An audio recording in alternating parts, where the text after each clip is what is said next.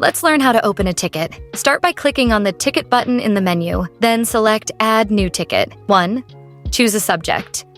For this example, let's choose Order. 2. Get the order ID. Open the order logs, find the relevant order, and copy its ID. Next, go back to the ticket form. Select Request Type. Choose Cancellation from the options. Paste the order ID. Add a description. Politely ask the support team to cancel the order. Once done, submit the ticket. You'll see the ticket status as pending. After a few minutes, you'll receive a response from the support team. They'll update you that the order has been canceled. Now, let's verify the cancellation. 1. Go back to the order logs page. You'll see the order status updated as canceled. Check the statistics page. You'll notice that your refunded amount has been credited back to your balance. That's it! Opening a ticket and resolving an issue is quick and easy with Viral Reach.